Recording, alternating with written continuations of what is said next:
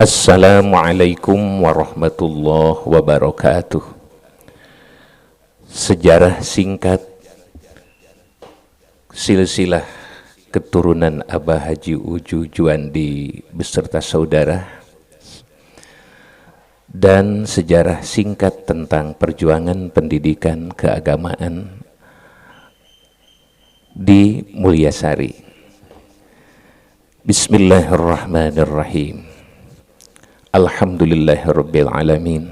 Assalatu wassalamu ala asyrafil anbiya'i wal mursalin Sayyidina Muhammad wa ala alihi wa ashabihi ajma'in. Amma ba'd. Bermula dari silsilah keturunan Abah Haji Uju Juandi dan saudara-saudaranya, dari yang saya tahu bahasannya dari Mama Haji Abdul Halim.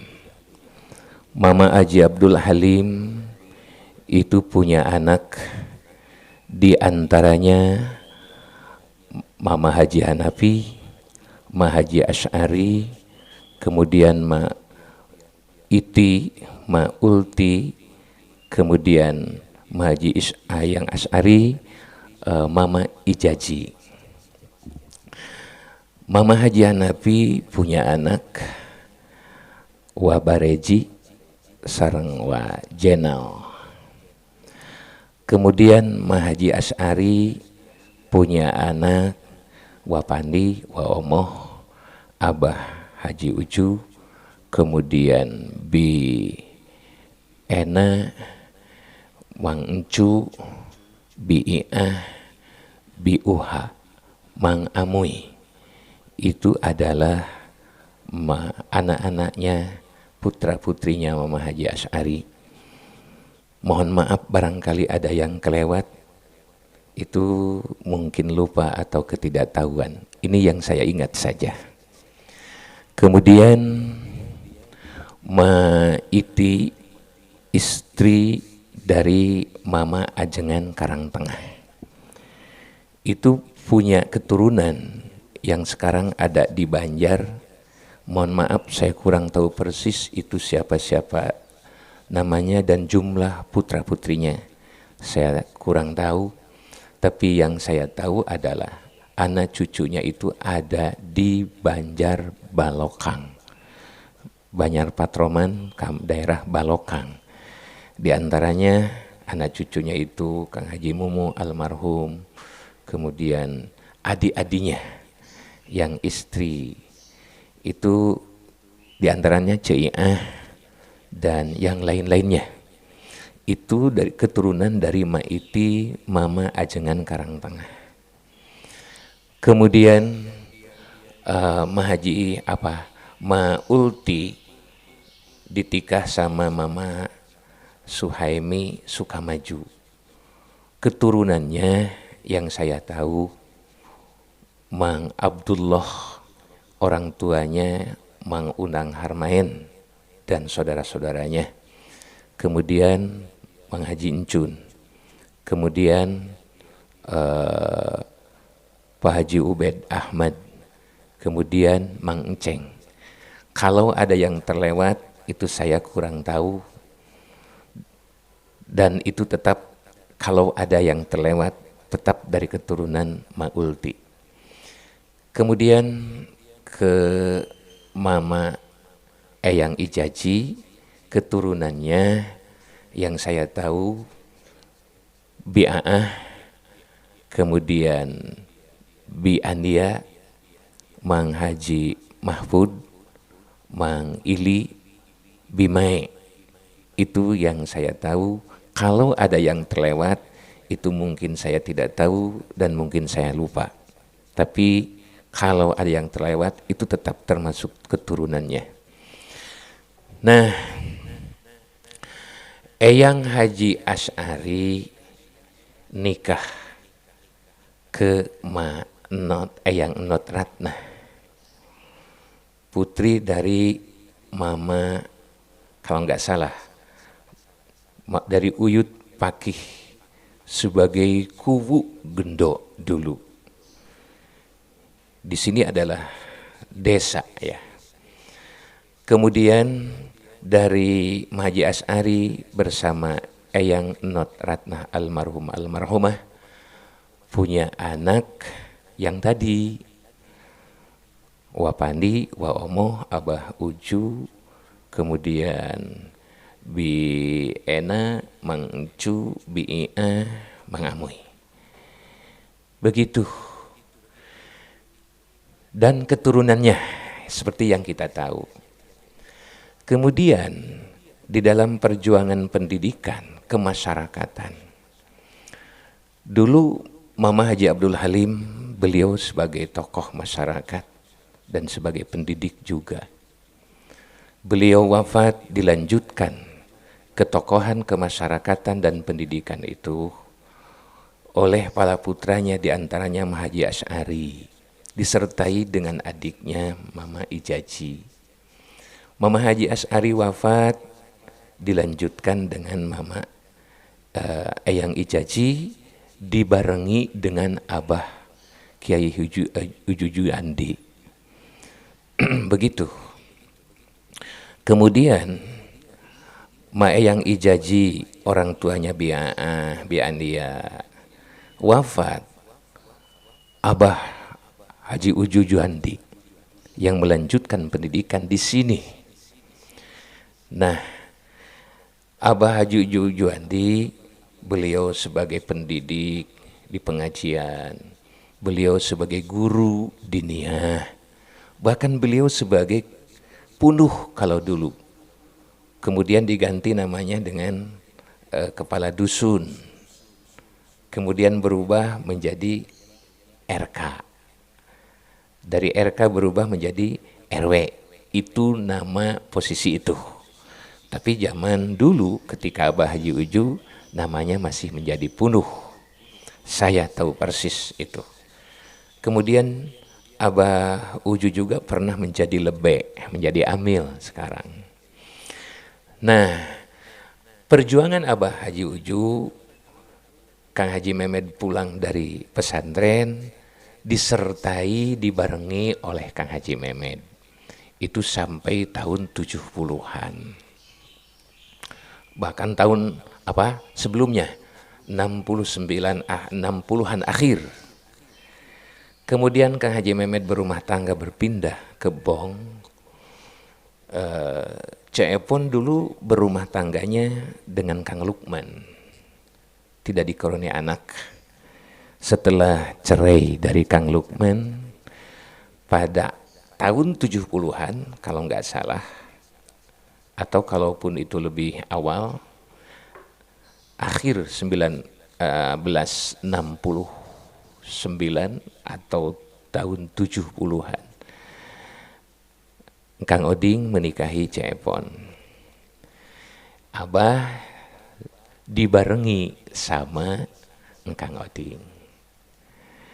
Kemudian di tahun 80-an saya pesantren. Kemudian saya pulang dari pesantren, saya menyertai Abah dan Kang Oding sampai Kang Oding wafat. Kemudian Abah ketika jatuh sakit, saya berhenti mengajar di masyarakat itu. Selama beliau sehat, belum jatuh sakit, beliau masih eksis tetap mengajar, disertai sama Kang Oding. Kemudian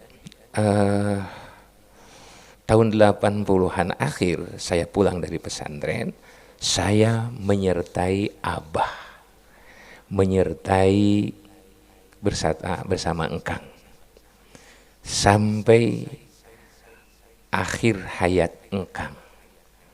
Nah, Abah wafat pada tahun 2000-an awal.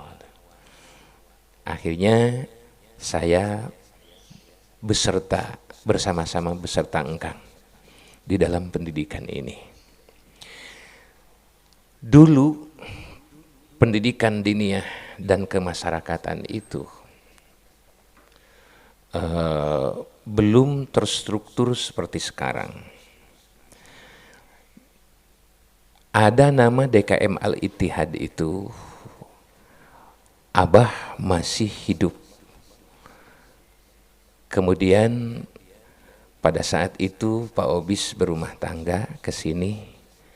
Kemudian bersama-sama Abah bersama Engkang, Pak Obis, Pak Haji Muhsin, Mamang Amuy berembuk untuk membentuk DKM setelah sebelumnya itu bergabung di Bojongherang Jumat juga.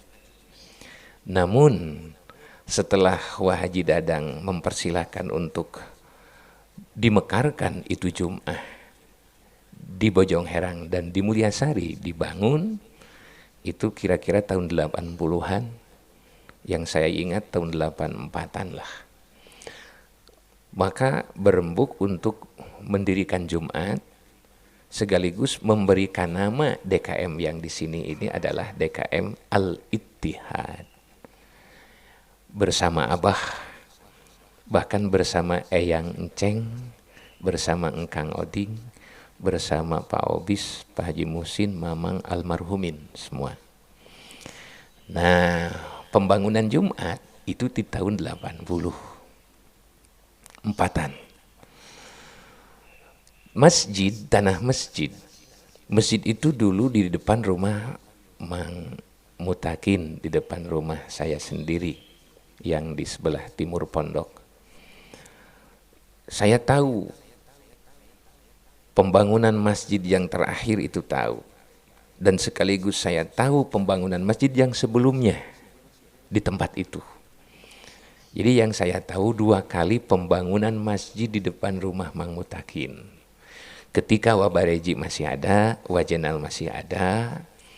Nah jadi bersama-sama Abah, Wajenal, Wabareji dibantu oleh yang muda pada saat itu Engkang Oding. Tahu, karena saya sekolah agama itu di masjid situ. Gurunya Abah dan Eyang Enceng, Kang Haji Mehmet. Kemudian masjid yang lama dibangun lagi dengan masjid yang berikutnya. Itu Engkang Oding sudah berumah tangga sama Ece di sini. Dan di situ ada, di dalamnya ada Engkang.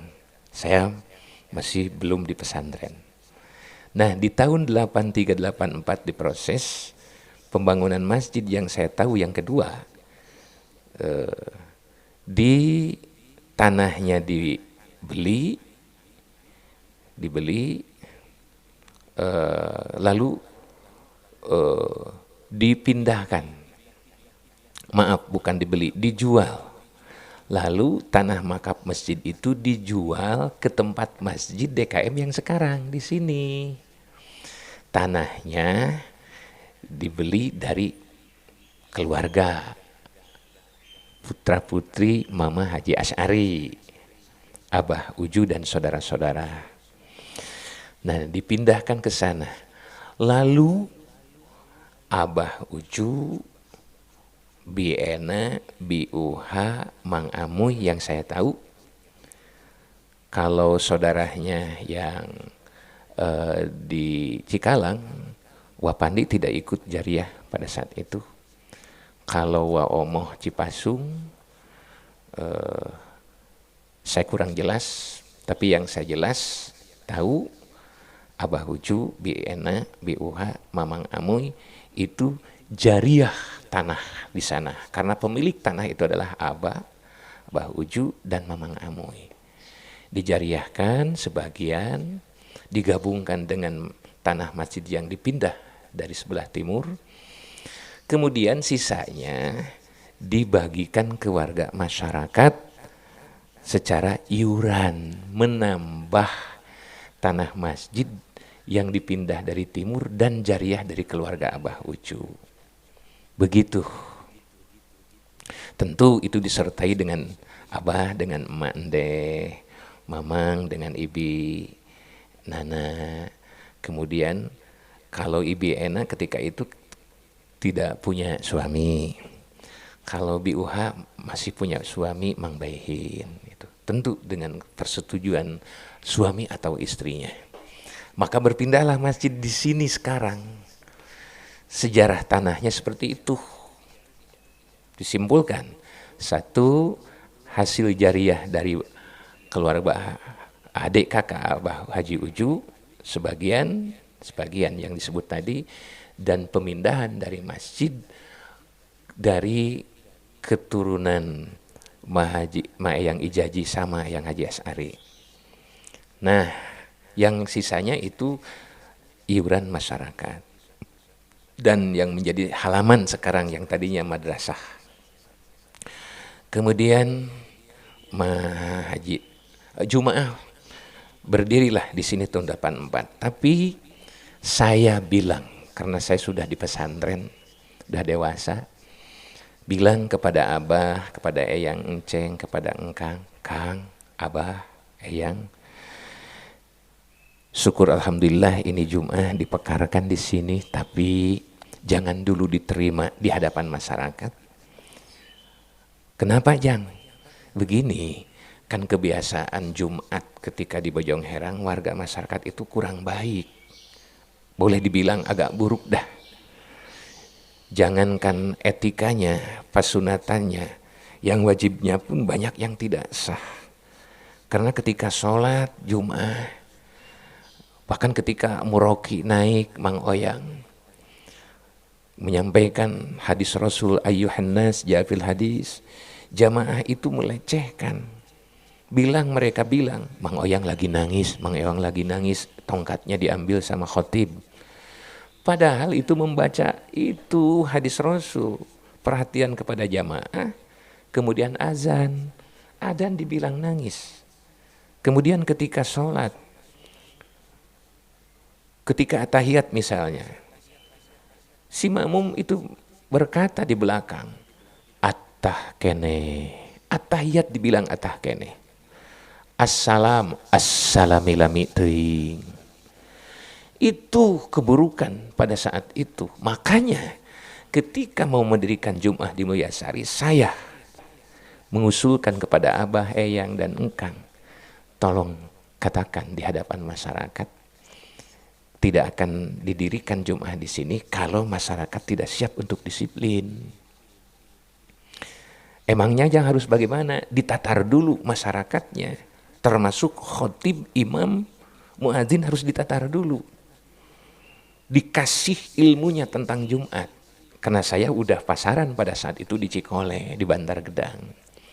Di samping di pesantren yang saya diami, di Hidayatul Ulum Awipari. Saya tahu itu, maka minta. Maka diterimalah usulan itu oleh Abah, Eyang, dan Engkang. Akhirnya masyarakat ditatar tentang tata tertib Jumat. Imam, khotib, dan muadzin juga ditatar untuk menjadi imam dan khotib serta muadzin Jumat. Itu. Dan saya juga. Kemudian narasumbernya siapa? Narasumbernya ya Abah, Eyang, Engkang, termasuk saya. Udah dilibatkan. Untuk memberikan penataran, pembinaan tentang bagaimana tata cara Jumat yang benar. Itu sebelum Jumat pada tahun 84-85 dilaksanakan. Itu pemindahan masjidnya tahun 84 ya. Pada tahun berikutnya. Jadi seperti itu penatarannya.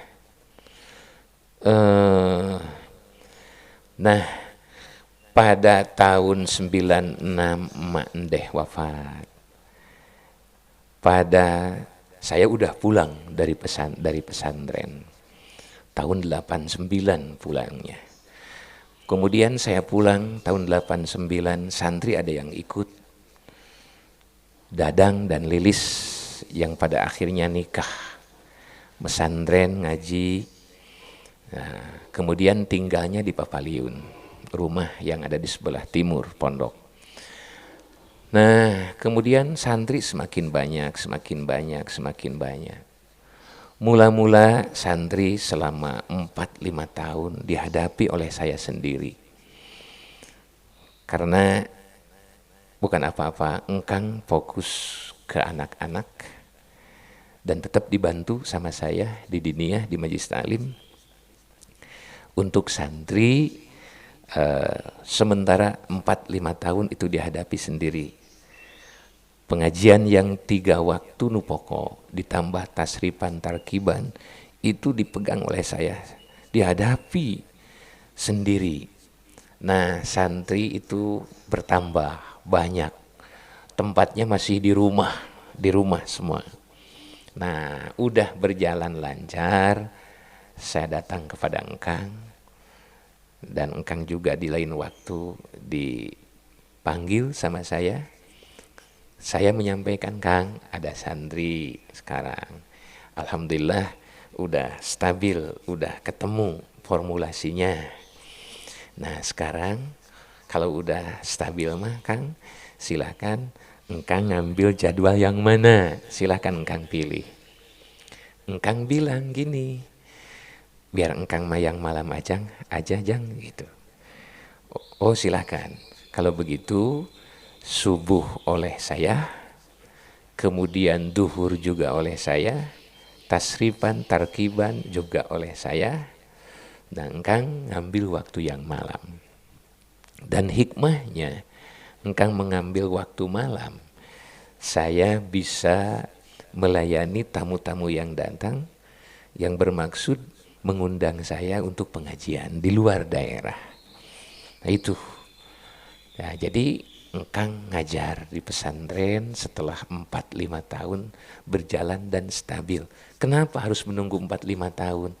Untuk menemukan formulasi dan untuk menemukan bagaimana nanti kalau sudah stabil jalan, semua akan diakomodir. Seperti itu. Kemudian di tahun 91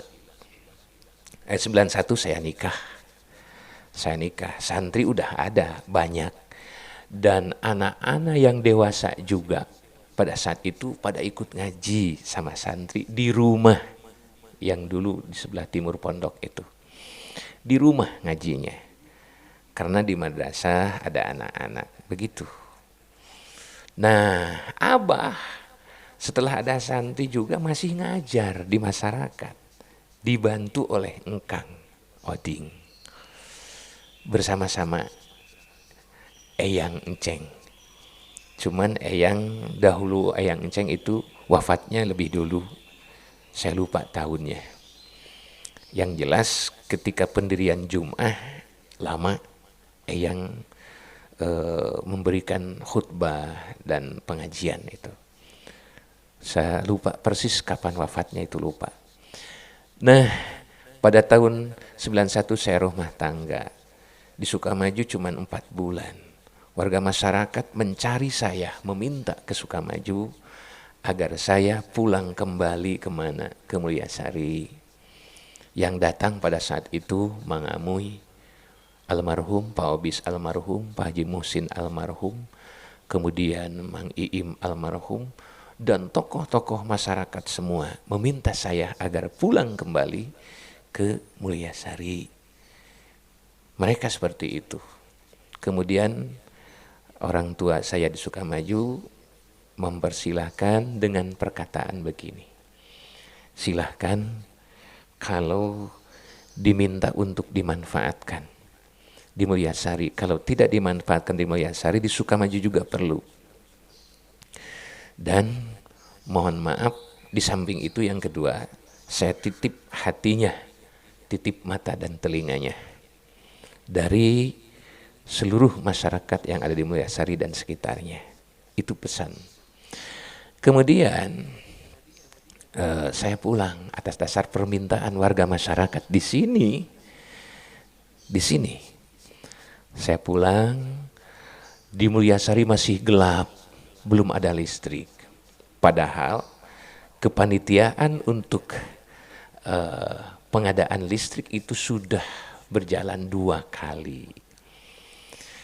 Yang menjadi pengurusnya pada saat itu Mang Amuy, Pak Obis, Pak Haji Muhsin.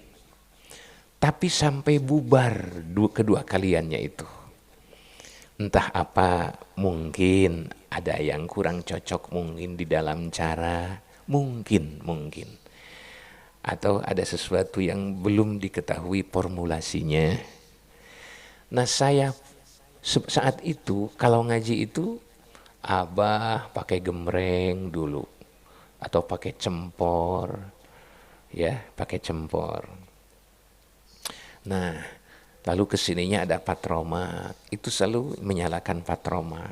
Saya yang tahu persis ketika abah sampai ketika dibantu sama engkang pakai patromak. Nah saya pulang tahun 91 ke Mulyasari setelah punya istri. Sewaktu 6 bulan, seketika sekolah TK, sekolah dinia, saya pulang ke Mulyasari. Cuman malam hari setelah mengajar Ba'da Isya, saya pulang ke Sukamaju selama 6 bulan begitu.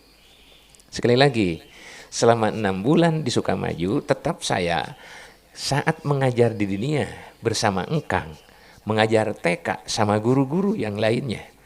Termasuk pengajian malam itu pulang di Mulyasari, cuman habis ngajar malam hari setelah Isya saya pulang ke Sukamaju. Nah masyarakat, tokoh-tokoh masyarakat nggak mau itu, saya pengennya langsung pulang di Mulyasari. Nah akhirnya pulang. Kembali cerita pada saat itu masih gelap. Nah, pada tahun 1992 saya berpikir sendiri setelah melihat kebubarannya itu panitia listrik pada saat itu. Gimana? Saya berpikir kemudian saya setelah mengajar di anak-anak sama engkang. Setelah maghrib saya mendatangi rumah-rumah penduduk. Apa yang saya bicarakan dengan pemilik rumah? Begini, Pak. Di sini masa akan gelap terus. Daerah sekitar kita, Salamitan saja sudah terang dengan lampu listrik. Kenapa di Mulyasari ini penduduk sangat banyak, gelap tanpa listrik? Emangnya kenapa aja? Kalau Bapak mau, saya akan siap maju menguruskan listrik ini. Mereka berkata, lah yang kemarin juga 2 kali itu bubar terus. Enggak, kalau ini tidak. Insya Allah. Lalu bagaimana caranya? Begini, kita tidak berbicara uang 17 juta, 18 juta karena uang yang harus ada itu 18 juta, 17 juta, 18 juta pada saat itu. Tidak berbicara itu, tapi kita berbicara 1 juta saja. Sedangkan per satu paket yang 450 itu harus dibayar 250.000. Yang 2 paket 500.000 itu tidak tahu apa dengan segala biaya pengurusannya gitu. Di samping ke PLN. Nah setelah itu saya bilang, targetnya 1 juta dulu Pak, tidak 17 juta. Caranya, kalau saya ambil yang 2 paket berarti udah 500.000. Kalau ditambah sama Bapak yang 1 paket 250.000, berarti udah 750.000. Tinggal mencari 250.000 lagi. Saya sendiri yang mengurusinya. Saya bilang kepada tuan rumah. Kemudian warga sebagai tuan rumah, oh kalau begitu siap Yang, Akang ikut, Bibi ikut, Cece ikut, 1. Oh kalau begitu saya catat, ya silakan catat, berarti baru 2, saya dengan Bapak. Ya. Kemudian datang lagi ke rumah yang lain, warga yang lain. Saya bilang seperti yang tadi. Dia mengerti, akhirnya ikut. Ini udah genap 1 juta. Tinggal bikin lagi target 1 juta lagi untuk 2 juta. Terus saya sampai Bojong Herang sendiri. Saya belum memberitahu siapa-siapa kecuali pada masyarakat yang saya datangi. Sampai A.A. Sobirin sana. Karena yang belum ada listriknya itu sampai A.A. Sobirin. Masjid Bojong Herang itu belum. Baru Bojong Herang sebelah Sumur Haur. Nah setelah ada 40 orang yang siap bergabung untuk pengadaan listrik, berarti udah ada angka 10 juta. Maka saya bilang kepada seluruh yang sudah siap, yang 40 orang itu, nanti kalau saya undang untuk berkumpul harus hadir. Siap Yang. Nah Itu pada tahun 93 ketika A.A. Zikri masih dikandung. Jadi istri saya yang sedang hamil ditinggalkan. Berapa waktu saya mendatangi masyarakat? Selama 3 bulan, 4 bulan. Karena paling satu malam satu rumah atau 2 rumah. 3 bulan, 4 bulan terus saya tinggalkan itu istri saya yang sedang mengandung anak pertama Azikri. Kemudian saya baru bicara sama tokoh, sama Pak Obis, sama Engkang, sama Abah, Kang Haji Enceng, Pak Obis, Mang Amoy, Pak Haji Muhsin almarhumin. Itu saya bilang, sampaikan itu. Mereka ada yang menjawab, ya syukur Jang kalau gitu. Tapi ada juga yang merasa berat, bukan tidak mau, berat. Karena melihat yang sudah, mengingat yang sudah. Tapi saya jawab, Kang begini aja, biar soal masyarakat saya menghadapi. Akang, ini ke Pak Obis, Akang nanti urusin ke PLN. Sama Pak Omo, ada Pak Omo lah gitu. Jadi Akang mah gak perlu repot-repot menghadapi masyarakat, saya saja Kang. Oh kalau begitu Jang, insya Allah. Nah sekarang kita jadwalkan waktu untuk berkumpul musyawarah masyarakat tentang listrik. Nah singkat cerita, sepakat sampai kepada waktunya, saya masyarakat undang semua, tokoh masyarakat undang semua, kemudian disampaikanlah maksud bermusyawarah itu adalah untuk pengadaan listrik. Dan ketika ditanya masyarakat siap untuk maju pengadaan listrik, seraya menjawab karena udah didatangi, siap, apalagi yang 40 orang, yang lainnya pun ikut siap. Dan saya dikatakan pada saat itu, kita bagi tugas untuk menghadapi masyarakat, saya saja. Cuman untuk apa ke PLN, saya tunjuk Pak Obis sama Pak Omo, dan silahkan Pak Obis cari teman yang lain. Tokoh masyarakat diposisikan sebagai apa? Kesepuhan. Dibentuklah organisasi, kepanitiaan. Tetap saya hormati Pak Obis jadi ketuanya, tapi menghadapi mengurusi tentang pengurusan sama Pak Omo ke PLN. Kemudian saya ketua 2 menghadapi masyarakatnya. Kemudian seksi bendaharanya masyarakat menunjuk saya sendiri, udah saja dipegang sama Ujang. Gitu kata masyarakat. Jadi saya merangkap, jadi bendahara juga. Kemudian petugas mapai ke masyarakat mengutan uang kepada konsumen, saya tugaskan Mang Iim, kemudian Mang Haji Asikin, kemudian dibantu oleh yang lainnya. Dengan segala dinamikanya itu. Nah, caranya seperti itu. Jadi tidak dengan gampang, tidak dengan mudah. Perlu ada trust juga dari warga masyarakat. Artinya perlu ada kepercayaan. Nah, itu di tahun 93. Nah, dengan kerjasama yang dibangun oleh saya pada saat itu, maka akhir singkat cerita, dengan sedemikiannya maka terlaksanalah listrik itu sampai nyala.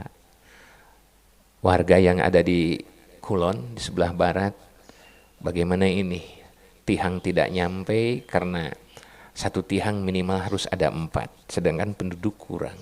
Tiang harus ada 7, 4 kali 7 harus ada 28 konsumen, warga sedikit. Akhirnya warga membeli yang 2 paket 900 watt, disimpan di madrasah. Madrasah mah cuman ikut terangnya aja, untuk ngaji masyarakat juga. Kemudian warga masyarakat sebelah pojok kidul, Kang Dindin itu juga harus tambah tiang. Per satu tiang minimal ada 4 konsumen, tapi kurang konsumen. Akhirnya dipasang di masjid yang 900, sama-sama warga di sana, nyolok dari madrasah bagi masyarakat yang di sebelah Kulon Barat, nyolok dari masjid bagi masyarakat yang ada di sebelah pojok Kidul Selatan, Kang Dindin dari masjid. Itu dengan segala dinamikanya. dengan sedemikiannya. Itu di tahun 93 akhir nyala listrik dengan segala dinamikanya. Yang tidak tahu harus tahu agar tahu kedudukan hukum dan etika estetikanya. Kemudian di tahun 84 kembali ke belakang, masjid, tentang masjid. Nah, dibangun di tahun 84, saya masih di pesantren, tapi saya sudah sering pulang. Karena di dalam perjalanan saya pesantren itu 1 bulan di pesantren, 1 minggu bahkan 10 hari di rumah. Kuli mencari lagi biaya untuk bekal pesantren. Nah, di saat itu pun saya membantu abah dan membantu engkang, membantu eyang. Baik di anak-anak. Itu di awal pendirian Jum'ah, ngebangun masjid yang pertama di sini. Kemudian di tahun 95 saya berpikir, ini anak-anak santri masa di mojok di rumah aja. Saya ingat punya tanah kebun awi, hasil beli dari Wak Endang.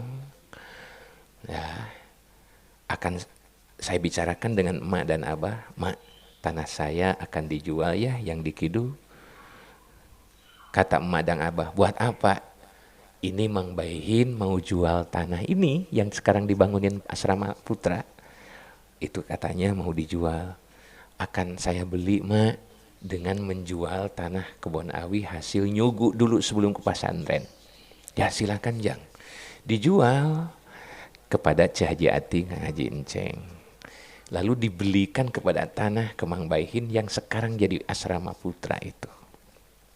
Nah, kemudian setelah tanah dapat, bermusyawarah lagi saya, abah, dan emak dulu. Karena saya yang belinya gitu. Mak, bagaimana kalau bangun pondok, bah? Kata abah dan emak gini, yang lah kita aja dah, sama dibantu sama keluarga. Tidak melibatkan masyarakat untuk pembangunan pondok pesantren. Saya bertanya kepada abah, loh kok kenapa bah? Kenapa bah? Ini harus kita aja sama keluarga. Yang begini, kalau masjid sangat umum, kita yang membangun, siapapun yang mau memanfaatkan masjid tidak harus permisi dulu. Tidak, melaksanakan sholat. Kecuali untuk hal-hal di luar sholat itu harus ada tata tertib dan etikanya. Yang kedua, madrasah agak umum. Kalau masjid sangat umum, kalau madrasah umum di bawah masjid. Maksudnya, ini umum untuk masyarakat yang ada di lingkungannya. Bagaimana kalau ada masyarakat yang dari luar lingkungan yang membangun madrasah itu?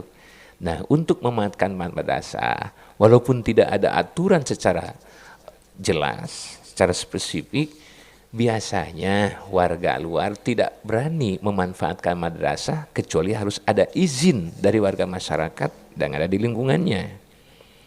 Oh gitu. Kemudian bagaimana kalau pondok pesantren? Nah, kalau pondok pesantren agak umum, rada umum. Kenapa agak umum atau rada umum? Kenapa? Kalau pondok pesantren itu umum, siapapun yang memanfaatkan, tapi di dalam realitasnya, ini kata abah serta emak, di dalam realitasnya, jangankan orang luar, masyarakat lingkungannya pun agak seret itu untuk masuk tinggal di pesantren. Boro-boro masyarakat jauh, masyarakat nu deket gehese seret ke pesantren mah. Nah itu, oleh karena itu kalau Ujang ngerti, kita bangun keluarga aja. Kita mumpung abah ayah, emah ada gitu. Sama saudara-saudara. Oh, saya ngerti kalau gitu. Saya ngerti gitu. Apalagi yang kalau pesantren kan ada anak orang luar, masyarakat luar. Ini agar tidak ada kecemburuan. Kalau ini bangun sama Ujang, sama keluarga, itu risikonya tidak terlalu banyak. Yang oh gitu saya paham, saya ngerti. Tapi Pak, Mak, mungkin kita harus bicara sama tokoh-tokoh, menyampaikan maksud, bukan mengajak untuk apa, membangun ini. Pemberitahuan aja. Nya, jangan begitu, ya. Ya, pertama saya bertemu dengan siapa? Pak Haji Muhsin almarhum di rumah Mamang Amoy. Saya sampaikan itu, beritahukan itu. Jawab Pak Haji Muhsin, oh kalau gitu saya berbicara dulu dengan Punuh, gitu bilangnya. Ketika itu Punuhnya Pak Haji Haris. Nah silakan, ini saya pemberitahuan niat keluarga aja. Kemudian di lain waktu bertemu sama Mang Punuh Haris. Beliau bilang, yang katanya mau bangun pondok, iya Mang, tanahnya dapat beli dari Mang Baihin, hasil daripada penjualan tanah Kebon Awi milik saya, hasil nyugu dulu. Kata Mang Haris, oh iya Jang, tapi Jang, ajak orang lain untuk masuk surga. Artinya, libatkan masyarakat. Saya ingat perkataan emak dan abah seperti itu. Ini Mang memberitahukan saja. Persoalannya mau apa, ikut jariah itu mah terserah. Saya tidak menutup kebaikan orang lain, tapi tetap niat keluarga seperti itu. Akan tetapi beliau mendesak, berserta tokoh-tokoh mendesak, ini harus dibentuk panitia. Aduh, ini gimana pikiran saya ini, karena berseberangan dengan orang tua. Mendesak saya bahwa itu harus dilibatkan, harus dipanitiakan. Akhirnya saya bilang sama emak dan abah, Kang Haji Enceng, sama Engkang, beliau-beliau ini berat untuk memenuhi permintaan marga tokoh, ya. Tapi saya juga berpikir begini, Ma, ini mah untuk kebaikan. Beliau juga untuk kebaikan. Bagaimana kalau dipersilahkan aja? Ya, kalau memang Ujang begitu, silahkan. Tapi kalau ada apa-apa, itu Ma Abah mengkhawatirkan. Kang Haji Enceng juga seperti itu. Ya kalau begitu kita bicara lagi sama Pak Obis, sama Pak Haji Muhsin, sama siapa, sama ya beliau-beliau mengamui. Dipersilahkan untuk dibentuk panitia, kemudian terbentuklah panitia dengan keluarga berat hati juga, walaupun berat hati. Dan sisa uang sisa penjualan tanah Kebon Awi itu, sisa pembelian yang dibelikan pada tanah dari Mang Baihin, diserahkan. Jadi diserahkan uang saya itu, uang saya kepada panitia. Kalau panitia memang ingin bersama-sama membangun. Itu terjadi pada tahun 1996. Ya. Kemudian terbentuklah panitia. Dan perlu besi. Nah, ini sebab konstruksinya saya minta minimal untuk 2 lantai karena sulit tanah, susah untuk tanah. Sampai saat sekarang juga untuk itu mah susah mewakafkan tanah begini, susah. Kecuali dengan iuran-iuran yang seperti tadi, iuran dibagi, dijatah kepada masyarakat. Kalau yang wakaf tanah seperti itu susah sampai saat sekarang juga. Nah, maka perlu besi, uang itu tidak cukup, baru hanya sisa dari pembelian tanah, hasil jualan tanah yang di sebelah selatan itu. Akhirnya beliau meminta untuk datang ke toko besi, ke Haji Johar. Siap. Tapi panitia tidak ada seorang pun yang mau pinjam atau ngutang besi untuk pondok itu atas nama panitia. Tidak ada yang mau. Akhirnya tetap nama saya sendiri, atas nama saya minjam besi kepada Pak Haji Johar untuk pesantren. Saya tidak berpikir banyak, ini demi kebaikan, tidak apa-apalah nama saya juga. Nah, kemudian dibangunlah pondok pada tahun 1996-97 yang pada saat itu 97 menghadapi pemilihan umum di masa Orde Baru. Jadi pada era terakhir Orde Baru.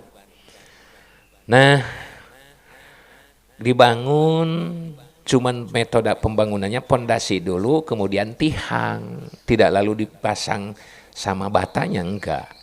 Kemudian pasang gesteng untuk pengecoran lantai. Nah, baru sampai pengecoran lantai, belum sampai, baru masang papan gesteng besi, ya itu sekian lama terbengkalai. Kenapa terbengkalai? Karena pada saat itu agak sedikit terganggu dengan persoalan, terbawa persoalan kepentingan politik orang lain. Sedangkan saya pada saat itu belum terjun secara praktis kepada persoalan politik. Saya fokus di pendidikan. Nah, beberapa bulan sampai papan yang menjadi ampar itu kepanasan terus. Banyak yang medang itulah. Tidak lurus lagi. Ini saya berpikir gimana ini caranya, karena sibuk pada saat itu dengan politik mereka-mereka. Yang pada akhirnya saya bicara sama Mamang Amuy almarhum. Mang Amuy pada saat itu sedang dipercaya ngurusin tanah Pak Haji Ii. Mang Amuy ngobrol sama Pak Haji Ii keadaan di sini. Kemudian Pak Haji I ngirim semen berapa? 100 kalau nggak salah, 100 sak. Kalau nggak salah ini. Mudah-mudahan kalau saya lupa persis hitungannya, Allah mengampuni. Kemudian kesikcornya dari mana? Setiap badang ngaji, bada Isa, kebetulan ada santri dari Gobras, Edi, putranya Pak Haji Ikin aja, punya mobil box. Dan pada saat itu ada tempat penampungan pasir di Sikawan, depan rumah Pak Haji Ohan, Haji Rodiah, di situ. Jadi ada sisa-sisa yang kalau diambil itu lumayan. Dipersilahkan untuk diambil. Maka setiap ba'da ngaji, ba'da Isa, saya dan anak-anak santri dibantu dengan salah satu warga, supirnya langsung Edi, anak Pak Haji, putra Pak Haji Ikin, Haji A, ambil pasir di gudang penyimpanan pasir, bekas gudang penyimpanan pasir di depan Pak Haji Ohan. Itu alhamdulillah berkat adanya pemberian itu. Splitnya beli, semennya dari Pak Haji I, sebahagian kekurangannya dibantu dari donatur dan dari masyarakat. Dibantu sama masyarakat. Kemudian singkat cerita dicorlah asrama putra. Belum pasang bata. Sudah sampai pengecoran itu, saya tidak lagi bicara tentang pembangunan pondok karena saya trauma dengan peristiwa itu. Akhirnya saya berjalan sendiri meneruskan bangunan asrama putra. Caranya ke masyarakat saya tidak mengajak lagi untuk melanjutkan pembangunan asrama putra. Tapi tidak menutup kalau ada yang mau ikut, tidak menutup. Tapi saya tidak bicara dan tidak lagi dijalankan. Tidak lagi jalan kepanitiaan itu. Dilanjutkan sendiri. Setiap pada ngaji, pada asar, saya bawa santri. Jang, ikut akang yuk. Nah, kemana? Saya akan ngobrol dengan anu. Akhirnya ada yang membantu. Ada yang ngasih semen 5 sak. Ada yang ngasih bata sekitar 500 gitu. Di samping dari saya sendiri. Karena sebelum saya tinggal bermukim di rumah juga, Allah memberikan fadlnya, banyak orang yang minta didatangin saya bersilaturahmi dan pengajian. dan mereka yang didatangi bersodakoh kepada saya, bukan membayar pengajian. Sekali lagi, bukan membayar pengajian, tapi saya mengaji, mereka memberikan sodakoh. Pada saat itu saya curahkan untuk pembangunan asrama putra, dibantu dengan keluarga.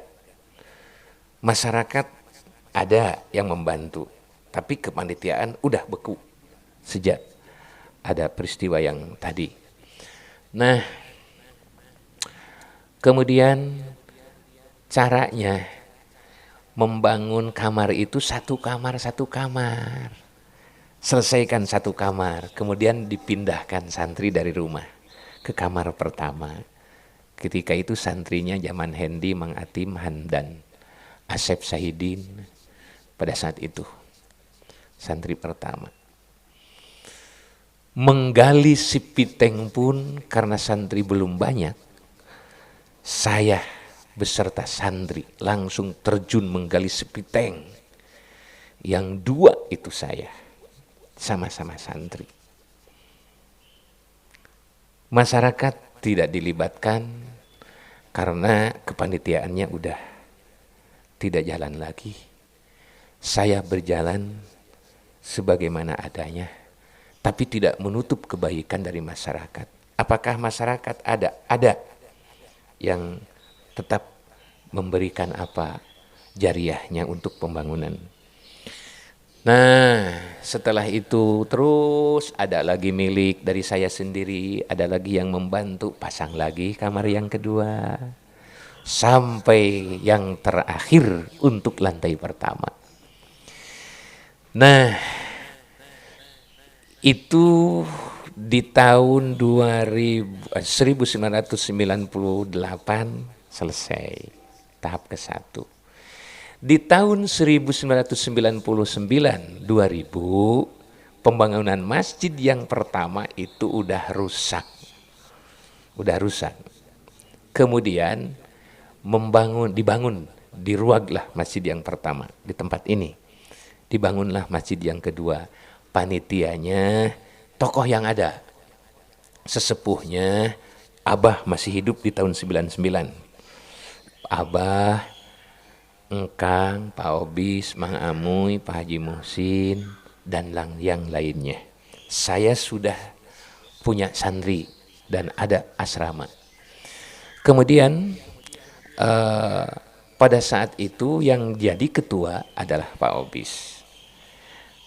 Sekretaris adalah Pak Haji Muhsin kalau nggak salah. Kemudian bendahara Mang Amuy. Saya ketua seksi bangunan Mang Haji Haris. Saya sebagai anggota. Tapi sejak dulu alhamdulillah Allah memberikan karunia untuk di dalam persoalan pembangunan itu saya sudah diberi suka terhadap bangunan. Seperti pembangunan pondok juga itu kusennya hasil produksi saya disertai dengan santri. Yang lain tidak ada yang ikut. Kemudian kusen-kusennya. Untuk masjid, saya sama Pak Obis, Kang, bagaimana kita lihat Masjid Al-Furqon. Kemudian setelah Jum'ah ke Masjid Al-Furqon, melihat. Nah itu Kang. Maka pembangunan masjid yang sekarang ini ada sedikit unsur terpengaruhi oleh yang di Masjid Al-Furqon itu. Kemudian saya udah terlibat di pembangunan masjid yang sekarang ini dari awal di kepanitiaan itu. Dan yang sehari-hari karena Pak Obis itu ngajar di sekolah, ketika siang hari masa kerja itu beliau sering meninggalkan ke sekolah, tapi tetap beliau ketua panitia. Yang lain agak sering karena tidak mengajar di sekolah. Kalau saya sama Engkang itu hampir tiap hari di masjid. Kemudian lagi-lagi perlu besi kepada Pak Haji Johar. Lagi-lagi pinjam besinya atas nama saya sendiri ke Pak Haji Johar. Panitia tidak ada yang mau seorang pun untuk dipakai atas nama peminjaman besi itu. Tidak. Nah, alhamdulillah masjid sekarang itu dibangun. Nah, bahannya itu dari iuran masyarakat. Tapi ini hanya sejarah saja, bukan apa-apa. Saya juga tidak mau amal saya, amal keluarga saya itu rusak karena ada riya, tidak. Tapi ini mah hanya sejarah. Biar benar mendudukan persoalan, hukumnya benar, etika dan estetikanya benar.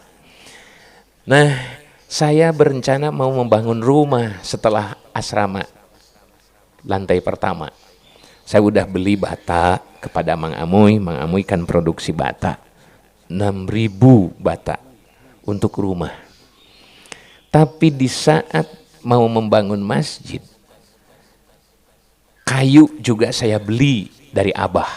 Abah punya kayu dari kebun wetan, digergaji, dijual ke saya, dibeli.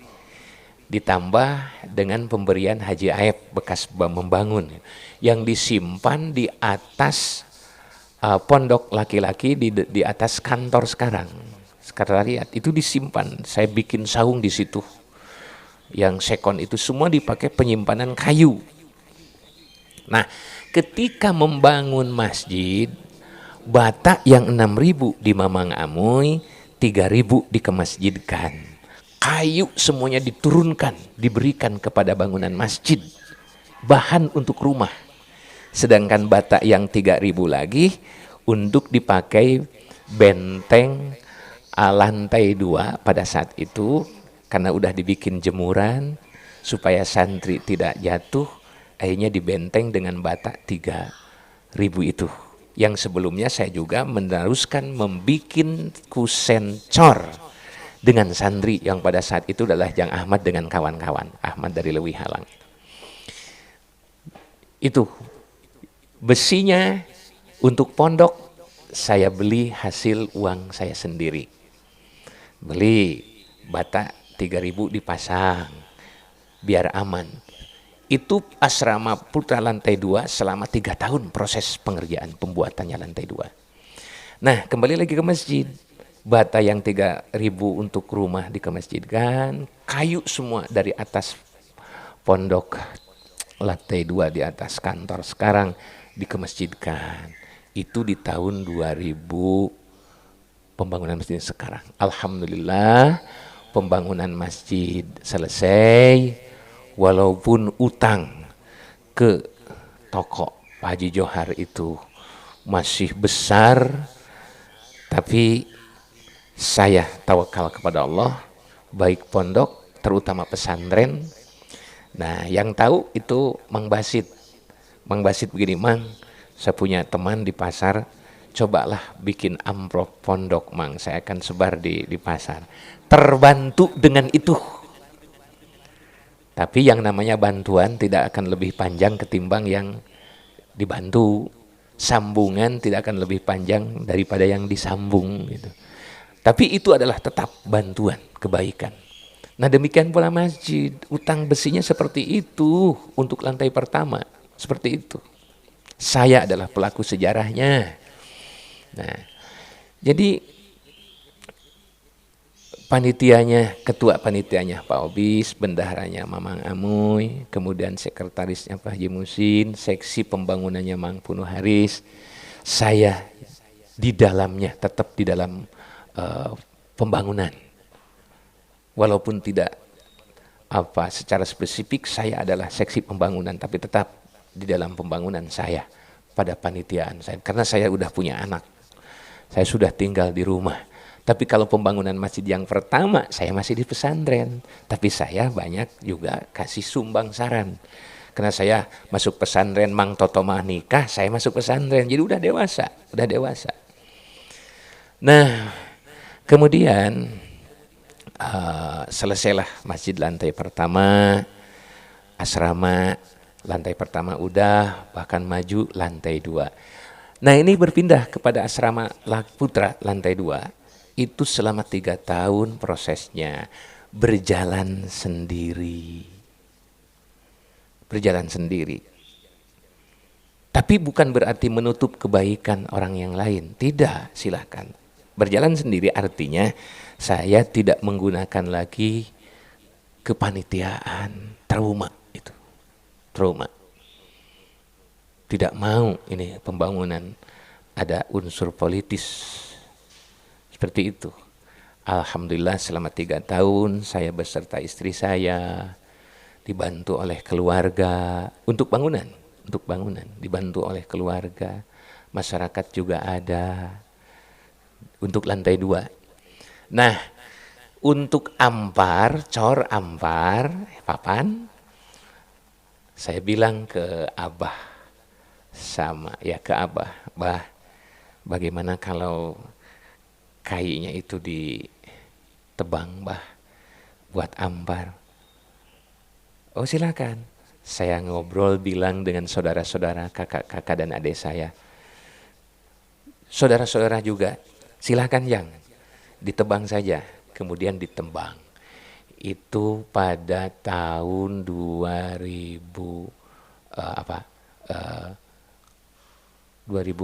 sekian. Oh, Abah udah wafat. Abah udah wafat. Mohon maaf ya. Saya bilang kepada saudara-saudara, oh silakan yang, silakan, ditebanglah, dijadikan papan, jadilah pengecoran lantai kedua. Untuk pengerjaan saya beserta istri saya, posisi keluarga menyupport dan ada yang membantu dengan materi juga. Sama seperti umumnya masyarakat ada, tapi tidak terbentuk panitia dan dijatah, tidak. Nah, setelah itu ada RT Maman Dodoy bilang, Yang, kenapa sih ini pondok jalan sendiri, Yang?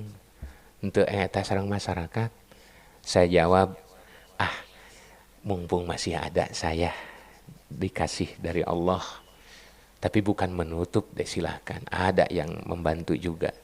Langsung, gitu, karena tidak ada kepanitiaan. Jangankan lantai 2, lantai pertama pun, sampai pasang papan, belum pasang bata, belum, itu udah puyar kepanitiaan. Bagaimana yang kalau ngomprengnya dilibatkan masyarakat, karena yang 3 tahun itu saya sendiri dengan istri, dengan keluarga saya. Lah, malu lah, enggak. Setelah berulang-ulang, kalau gitu silahkan, kalau tidak menjadi fitnah, silahkan aja. Kemudian Maman Odoy bermusyawarah dengan warga, ya silakan. Alhamdulillah ngompreng dari yang 3 tahun itu terbantu 3 bulan. Bukan 3 bulan, 1 bulan. Dan mau pengecoran terakhir lantai kedua, Maman Odoy ngasih uang dari masyarakat 1.580.000. 1.580.000. Jadi untuk lantai 2 terbantu lewat masyarakat yang di kolektif sama Bapak RT Maman Dodoy itu bukan sebesar 1.580.000 rupiah. Saya masih ingat persis. Nah, setelah itu udah lagi. Syukur alhamdulillah kepada semua pihak yang ikut terlibat membantu. Ini adalah jasa dan kebaikan semua. Tapi fakta sejarah posisinya seperti itu. Alhamdulillah kami dibantu dengan keluarga, kami dibantu dengan warga masyarakat. Semoga diterima oleh Allah Subhanahu wa taala. Nah, ini. Kemudian untuk pengajian di pesantren setelah berjalan, pertama tadi engkang dilibatkan, kemudian Mamang Amoy, Mang, kalau Mamang bersedia ini santri perlu tajwid, Mang. Kemudian Mamang ikut mengajar tajwid 1 minggu sekali di ruangan yang sekarang dipakai sekretariat. Itu artinya sudah selesai kan? Di ruangan yang sekarang dipakai kantor sekretariat. Itu disambung sama Ujang Oting, disambung sama Mang Anang. Setelah stabil berjalan. Tidak sendirian. Dipersilahkan sama-sama berjuang. Lillah, bukan karena kedudukan, bukan karena jabatan, bukan karena materi, tapi sama-sama berjuang. Lillah.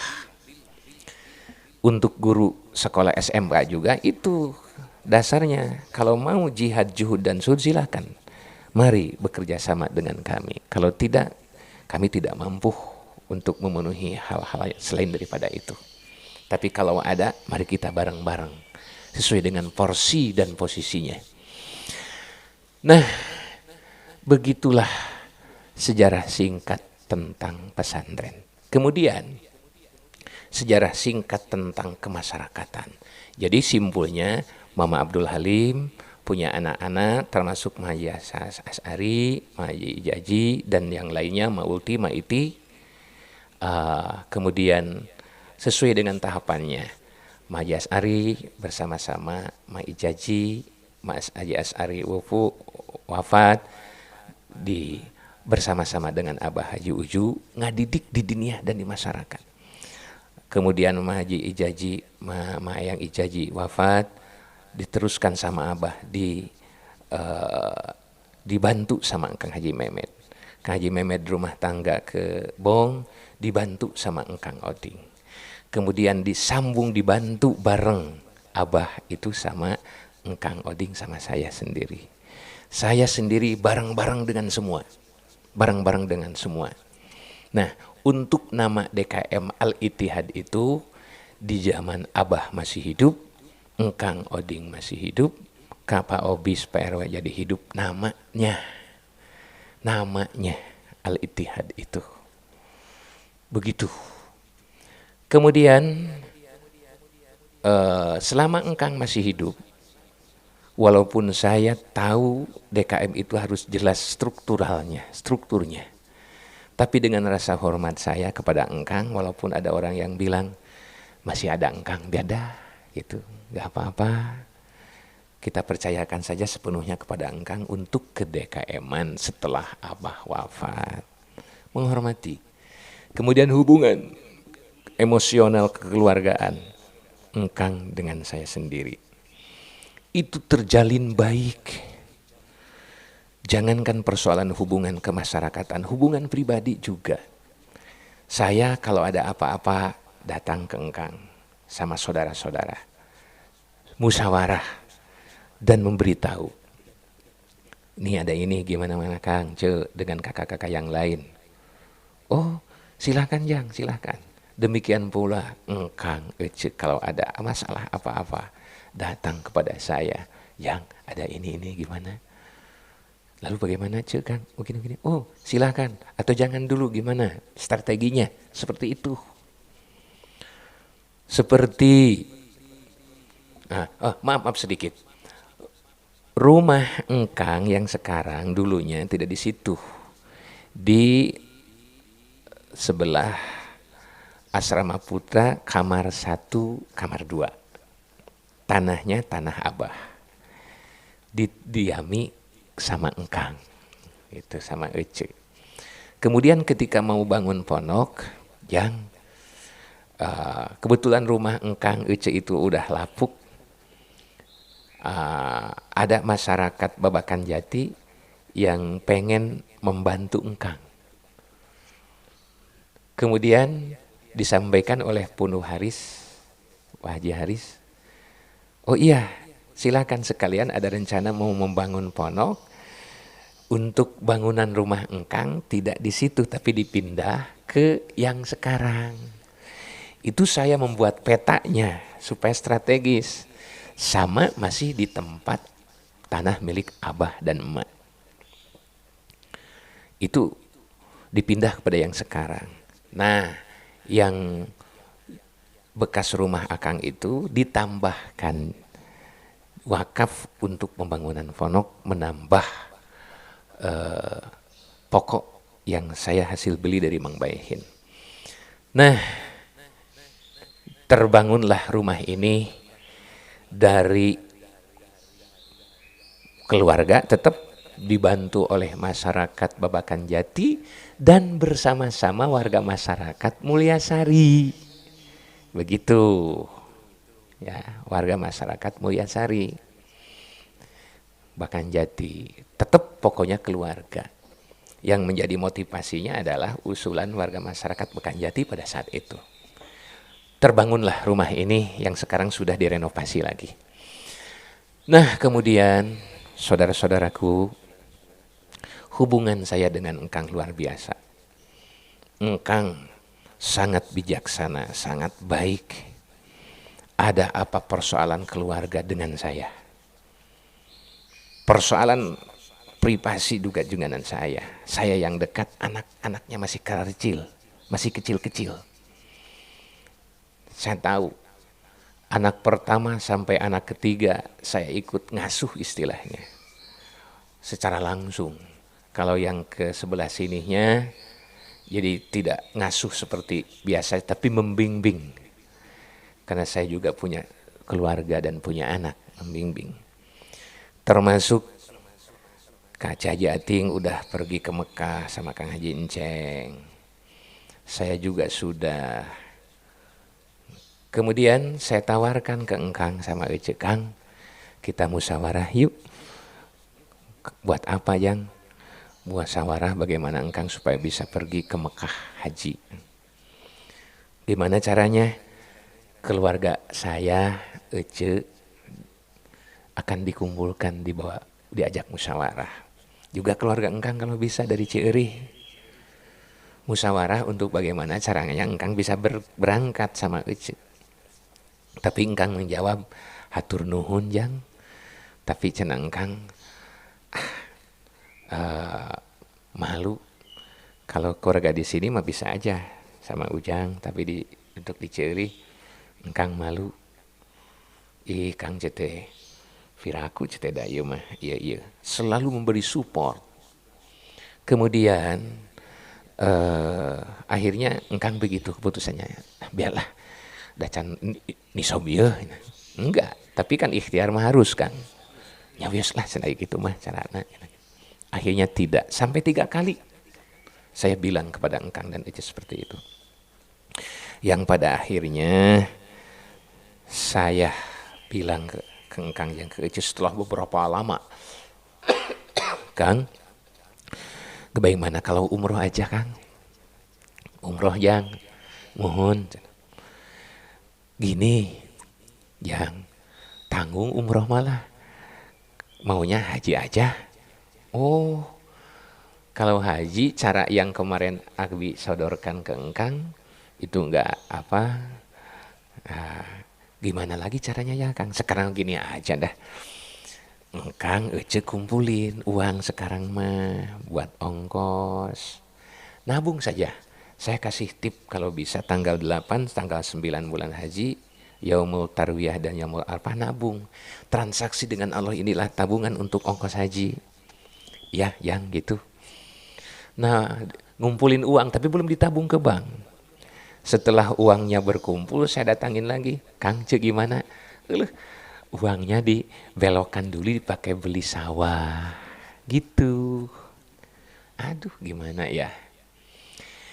Nah, kemudian tokoh-tokoh masyarakat muncul berpikir bagaimana kalau iuran untuk berangkatin Engkang.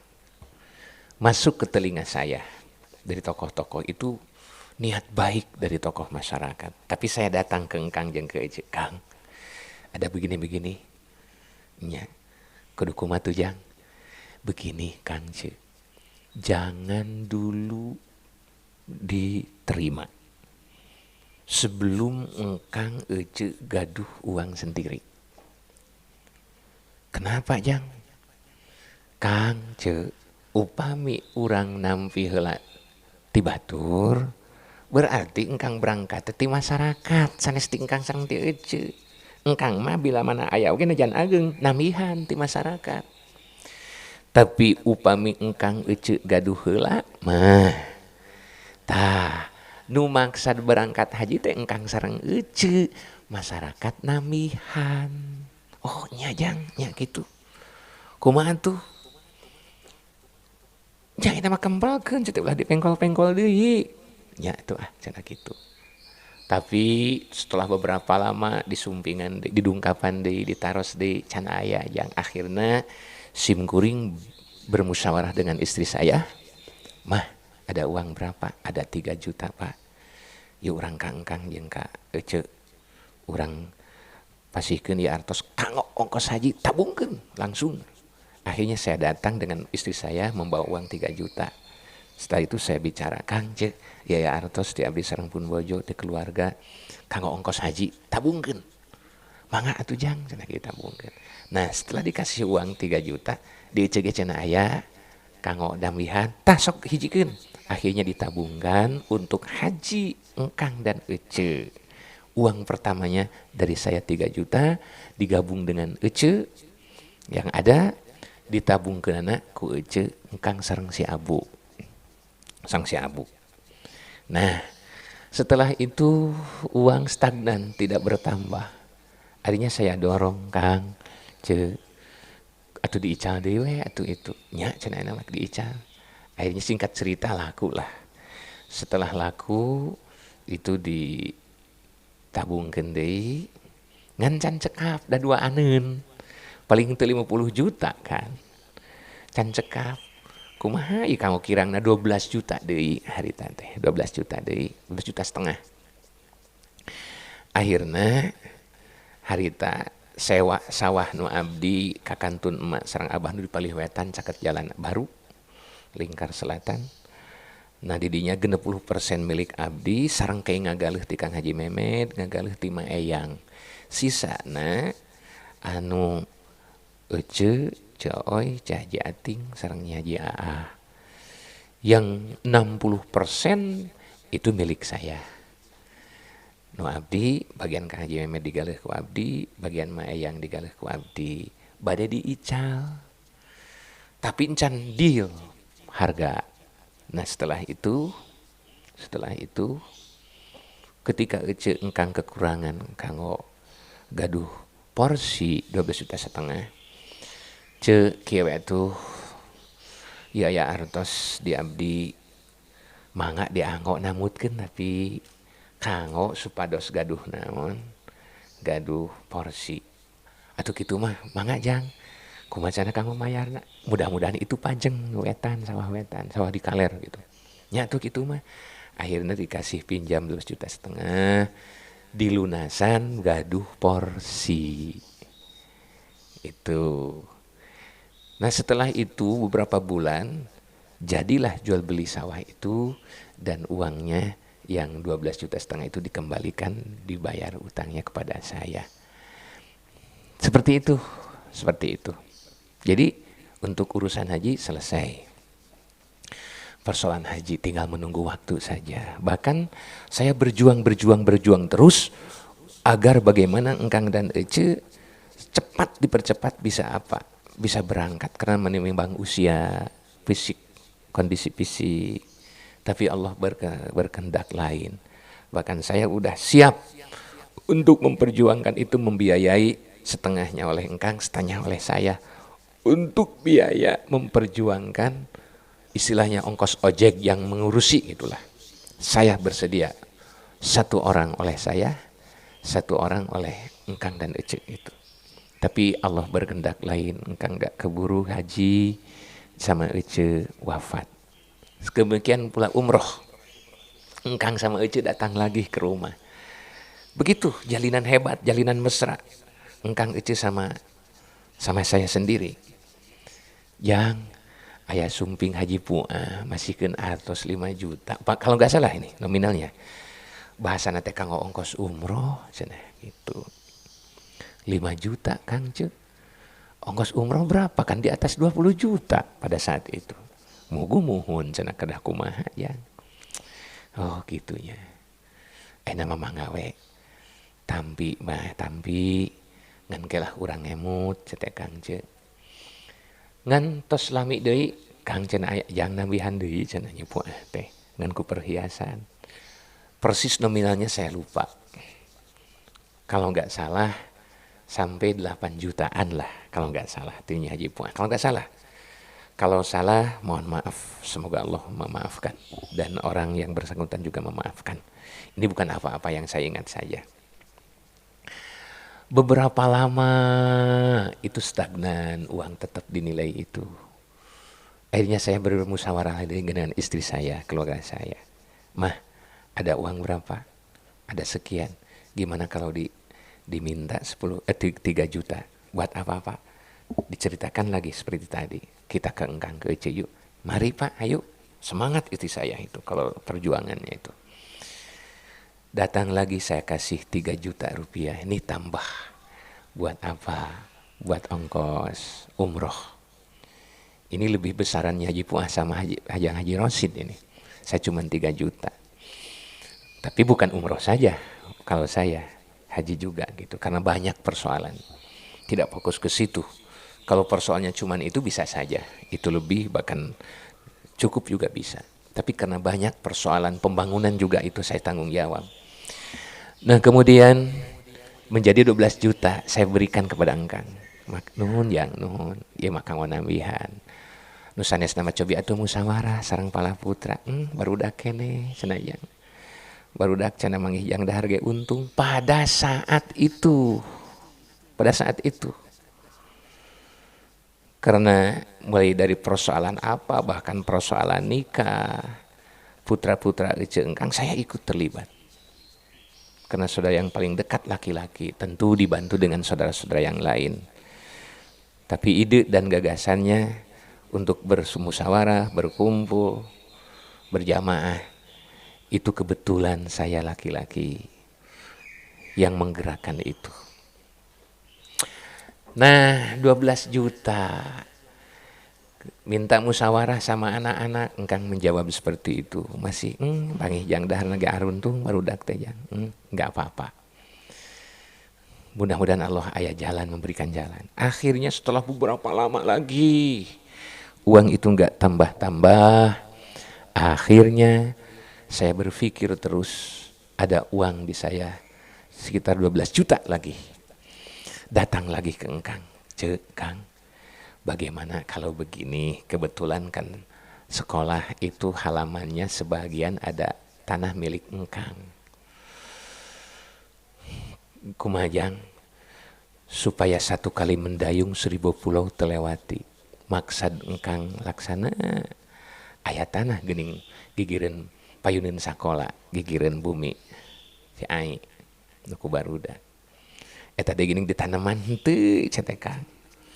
Tiasa dibersihan dibebenah ku sakola teu tiasa, ku Engkang digarap henteu cetek kitu. Mung ditanaman ieu wungkul cetek anu alah sakudak sakedik. Gimana kalau saya beli, Kang? Bagaimana kalau saya beli? Uangnya untuk menambah ongkos umroh.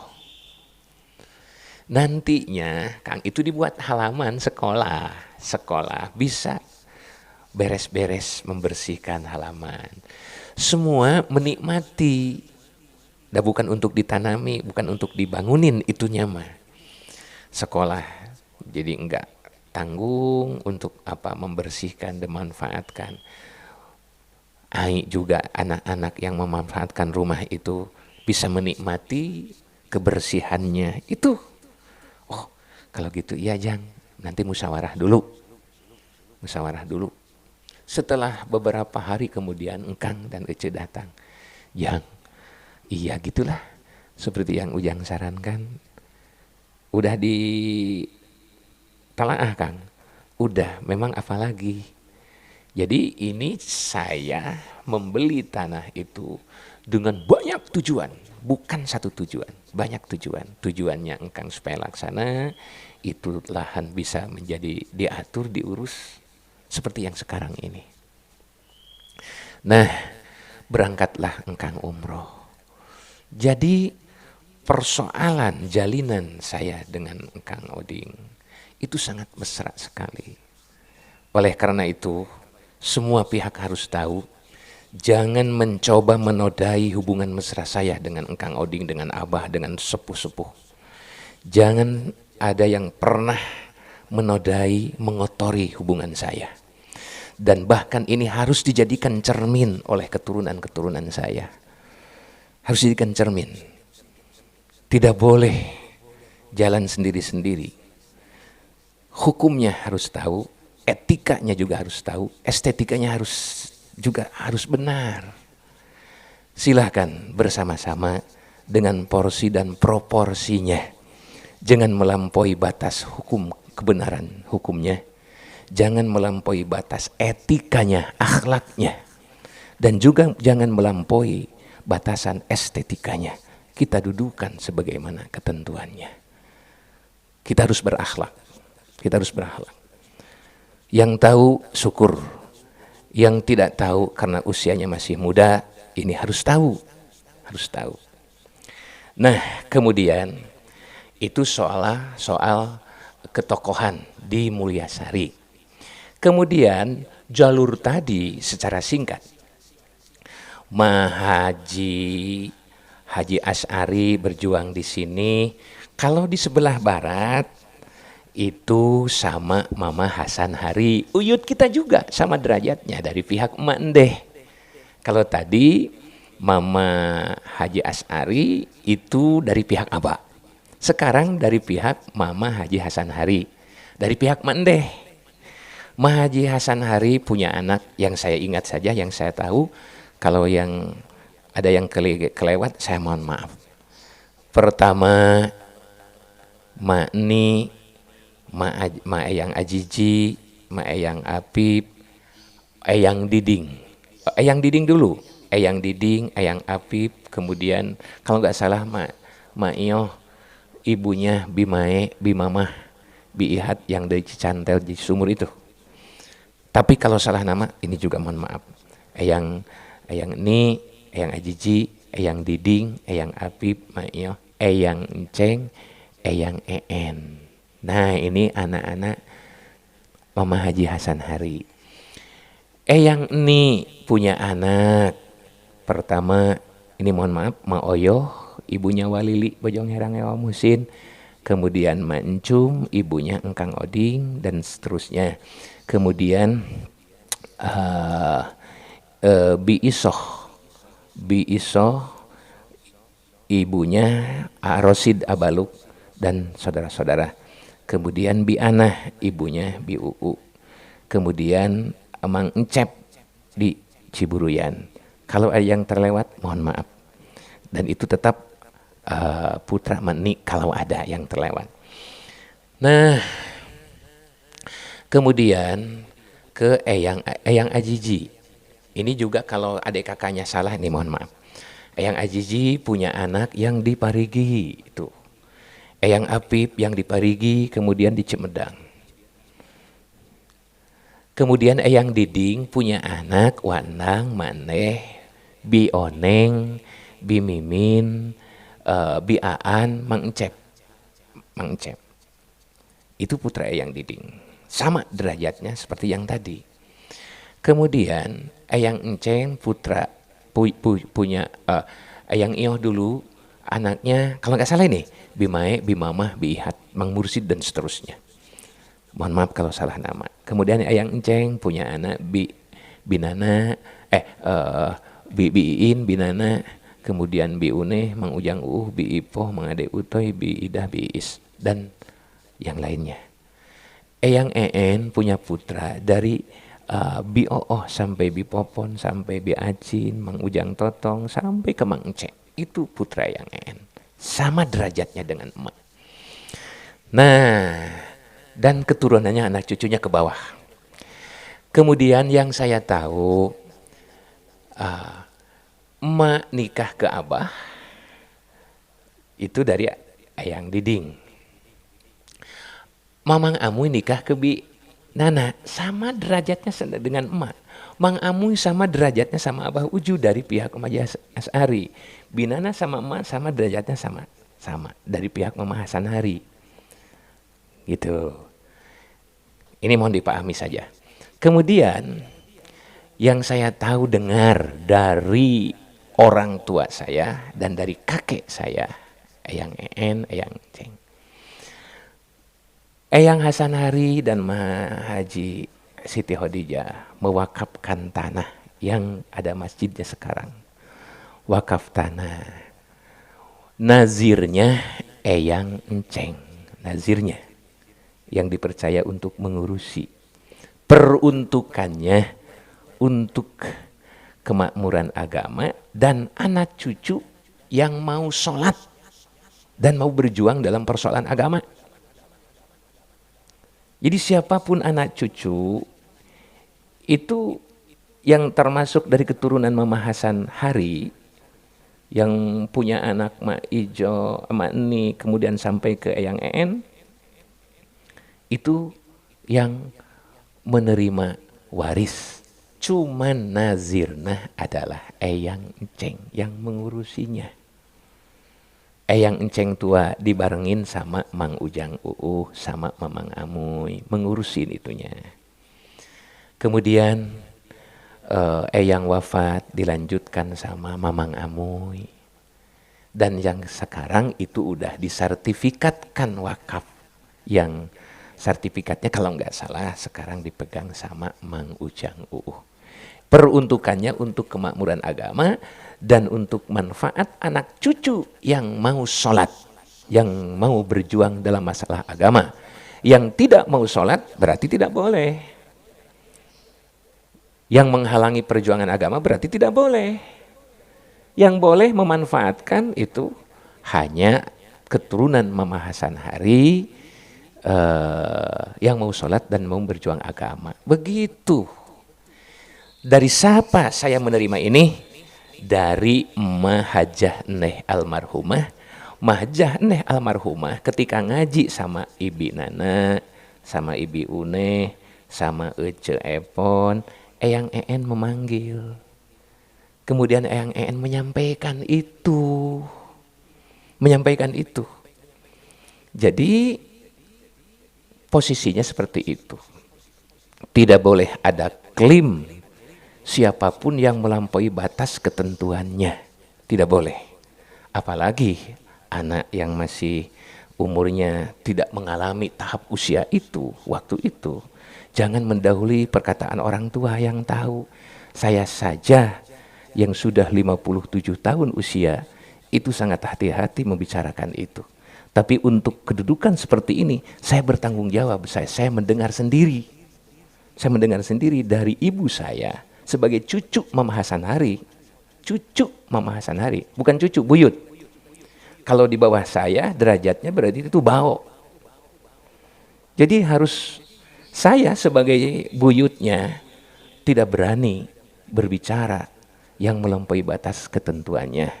Karena saya tahu ada derajat yang lebih dekat, yaitu sekarang anaknya dari jajaran Eyang En, kemudian Eyang Enceng, masih ada. Siapa? Ibi Nana, Bi Is, Bi Ida, Mang Ade Utoy, Mang Ujang masih ada. Itu tahapan cucu. Sedangkan saya tahapan buyut. Tidak berani saya melampaui batasannya. Kalau di pihak Eyang En masih ada siapa?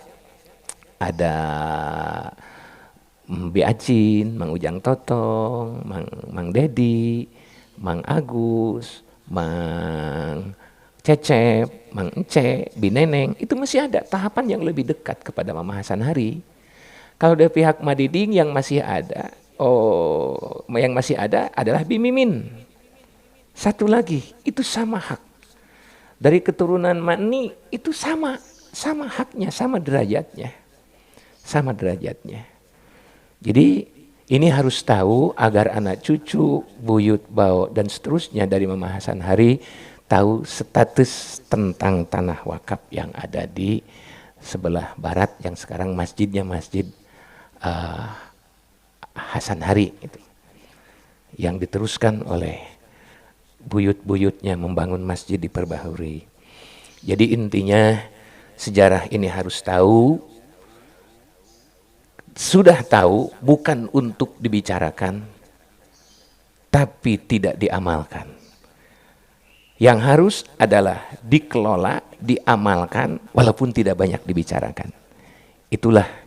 Nah, di tahapan Mahaji Asy'ari, Mahasan Hari, di dalam perjuangan pendidikan, Kemudian Ma Haji Hasan Hari wafat, Ma Haji Asari wafat, Ma Haji wafat, dilanjutkan sama Abah beserta Eyang Enceng.